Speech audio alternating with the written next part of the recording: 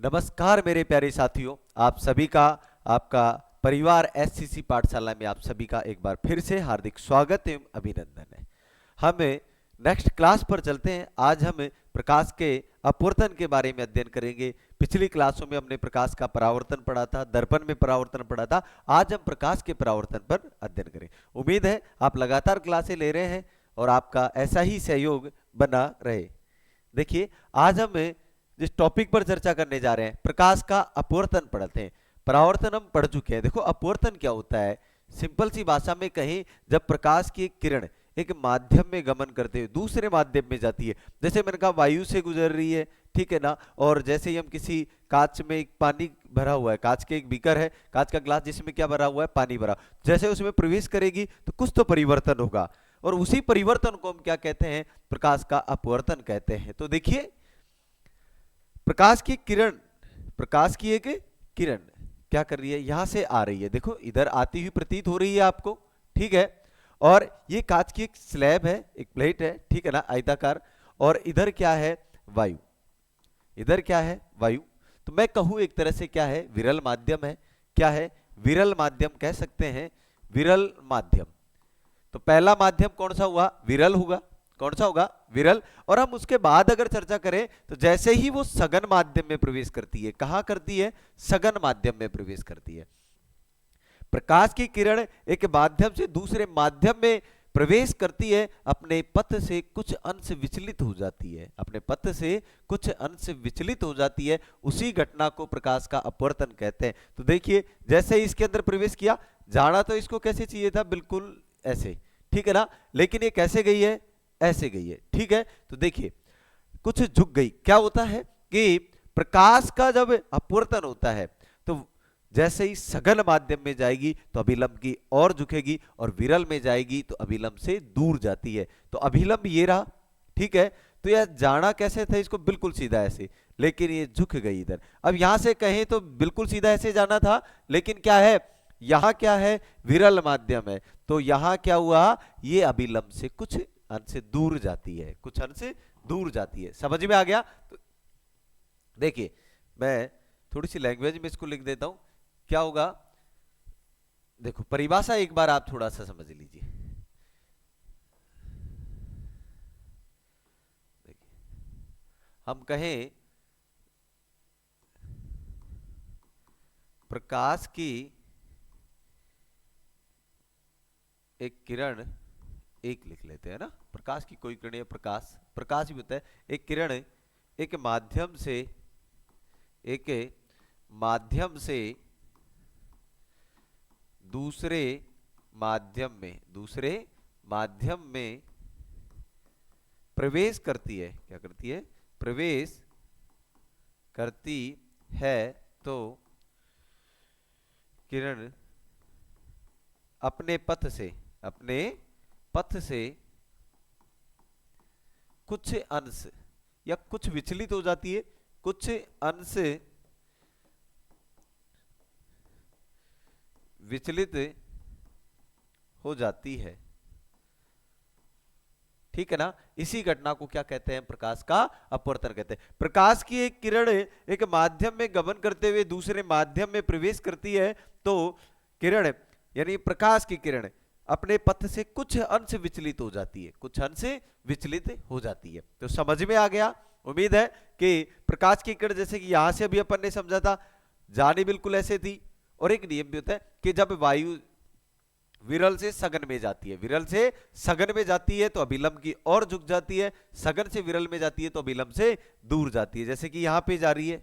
समझ में आ गया। अब चलिए आप नेक्स्ट चलते हैं। मुख्य बिंदु देखिए, आपने अभी जो अपन पढ़ा कि अपवर्तन का कारण क्या है, प्रकाश एक माध्यम से दूसरे माध्यम में जाने पर उसकी चाल में यानी उसकी गति में क्या आता है, परिवर्तन। मेन पॉइंट तो यही होता है, क्योंकि मैंने कहा जैसे कि बिल्कुल वायु में है और जैसे ही कांच के अंदर प्रवेश करेगा तो कुछ तो टकराव होगा, ठीक है ना। उसकी चाल में क्या होगी, थोड़ी कमी होगी। जैसे ही चाल में अगर कमी है तो अभिलंब की ओर झुकेगा, चाल में अगर गति बढ़ती है तो अभिलंब से दूर जाता है। कहां जाता है, अभिलंब से दूर जाता है। दिशा परिवर्तन देखो, प्रकाश की किरण अभिलंब की ओर झुकती है। क्या होती है, अभिलंब की ओर झुकती, कब, सघन माध्यम में, अभी मैंने बताया। और अभिलंब से दूर कब जाती है, जब विरल माध्यम में जाती है, ठीक है ना, क्लियर है। माध्यम, विरल माध्यम, कम कणों वाला जैसे कि हवा हो गया, सघन माध्यम अधिक कणों वाला जैसे कि पानी या कांच, ठीक है ना, में जाने पर प्रकाश धीमा होता है और झुकता है, सघन से विरल में जाने पर तेज और क्या होता है कि तेज और मुड़ता है यानी दूर जाएगा, ठीक है, क्लियर है सभी को। नेक्स्ट पर चलो, अपवर्तन के नियम की बात करें। देखो नियम वही होते हैं जो अपन ने किस में पढ़े थे, परावर्तन में। पहला नियम आपतित किरण, इसमें अपवर्तित कह दो, उसमें परावर्तित थी, ठीक है ना, और अभिलंब तीनों एक ही तल में है, तीनों एक ही प्लेन में, एक समतल में, ठीक है ना। इसके बाद स्नेल का नियम आप जानते ही हैं, स्नेल ने क्या दिया था कि mu is equal to sine I upon में साइन आर, ठीक है ना, आई यानी इनसाइड, आर यानी रिफ्रैक्शन, ठीक है ना। देखिए कि आपतन कोण की जा और अपवर्तन कोण की जा, ठीक है ना, इंसाइडेंस एंगल और रिफ्रैक्शन एंगल की जा अनुपात नियत रहता है, इसे साइन आई अपॉन में sine R is equal to mu, ठीक है ना, कि अपवर्तनांक कहते हैं। अपवर्तनांक भी पढ़ेंगे हम आगे, जब हम लेंस के बारे में पढ़ेंगे, इसके बाद की जो क्लास लेंगे उसमें अपवर्तनांक के बारे में पूरी डिटेल से पढ़ेंगे, ठीक है। तो देखिए स्नेल का नियम क्या होता है, mu is equal to sine I upon में साइन आर, जैसे कि वहां अपन लिखते हैं कि जब पढ़ेंगे अपवर्तनांक उसमें करेंगे 1 2 2 1 यानी एक माध्यम का दूसरे के सापेक्ष, दूसरे का पहले के सापेक्ष, ठीक है। तो देखिए अपवर्तन का नियम क्लियर कर लीजिए। पहला नियम क्या था कि आपतित किरण, अपवर्तित किरण और अभिलंब तीनों एक ही तल पर होते हैं, ठीक है। अगला क्या है, स्नेल का नियम है आपतन कोण और की जा और अपवर्तन कोण की जा, ठीक है। देखिए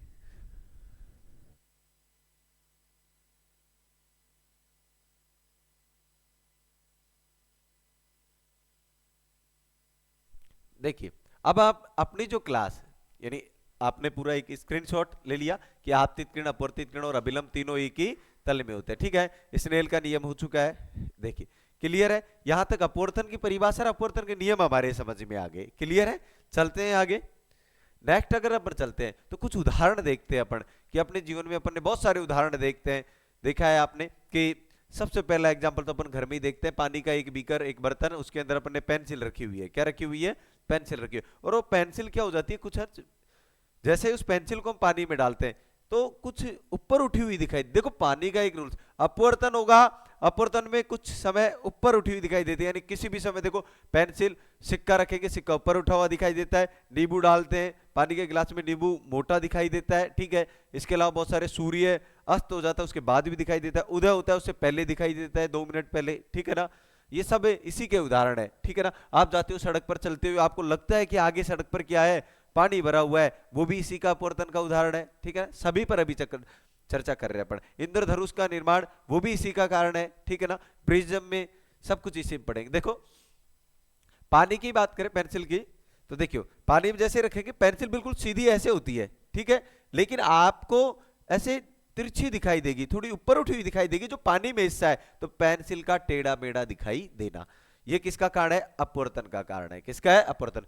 देखो सिक्के की बात करूं, सिक्का पैंदे में है, लेकिन जैसे आप इधर से देखोगे साइड से, तो आपको ऊपर उठा हुआ दिखाई देगा, वो कहां दिखाई देगा, ऊपर उठा हुआ। तो सिक्के का ऊपर उठा हुआ दिखाई देना भी किसका उदाहरण है, अपवर्तन का।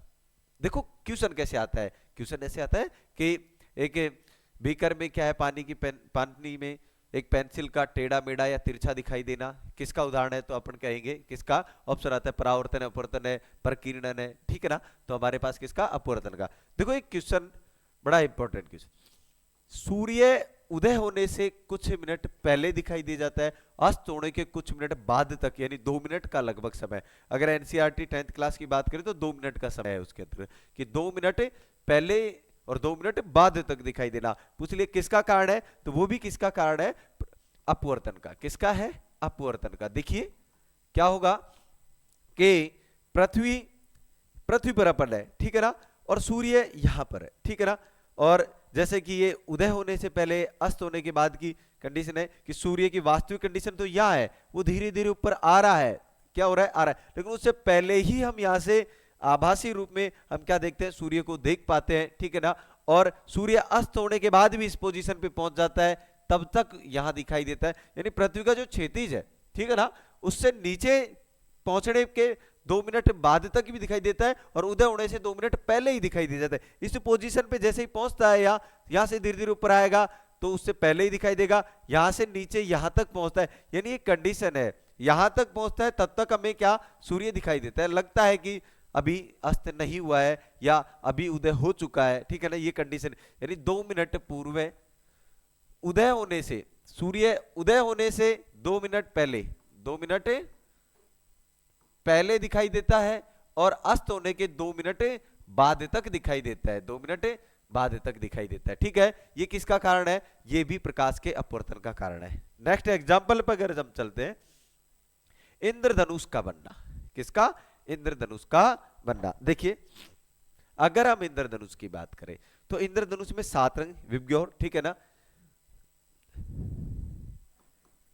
बेजानी है पीनाला, ठीक है ना, यानी बैंगनी, फिर जामुनी, फिर नीला, हरा, पीला,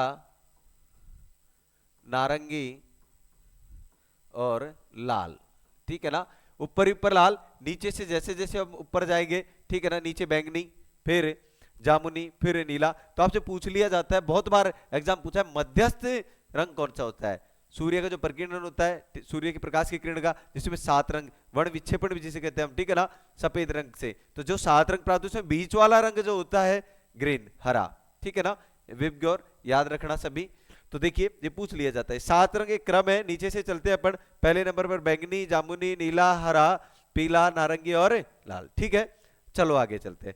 यानी बारिश की बूंदों से गुजरते समय सूर्य का प्रकाश अपवर्तित यानी मुड़ता और बिखर जाता है, मुड़ता है, अपवर्तित होता है तो बिखर जाता है, और वो 7 रंगों में बिखरता है। कितने रंगों में? 7 रंगों में, ठीक है ना।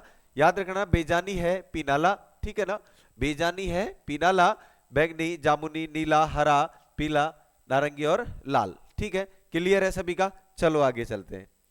इंद्रधनुष का बनना किसका उदाहरण होगा? प्रकाश के अपवर्तन का, ठीक है।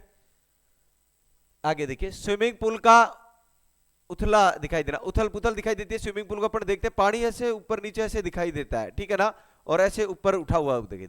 तो पानी के अंदर से आने वाले प्रकाश की किरणें, ठीक है, सतह पर मुड़ जाती है, जिससे पुल अपनी वास्तविक गहराई से कम में गहरा दिखाई दे। यानी ऐसे पानी लहरता हुआ दिखाई देता है और लगता है कि ज्यादा गहरा नहीं है, ऊपर से अपन देखते हैं, लेकिन जैसे उसमें जाएंगे, प्रवेश करेंगे, तो हमें पता चलेगा कि कितना गहरा है, ठीक है ना। तो पानी की गहराई कम दिखाई देती है बाहर से देखने पर, समझ में आ गया? आगे चलो, तारों का टिमटिमाना, कि रात में तारों से आने वाला प्रकाश पृथ्वी के वायुमंडल से गुजरते समय लगातार मुड़ता रहता है, जिससे तारे अपन को क्या करते हैं? टिमटिमाते हुए दिखाई देते हैं। ये भी प्रकाश का क्या है? अपवर्तन है मेरे साथियों। देखिए, और मृग तृष्णा, ठीक है ना, मिराज।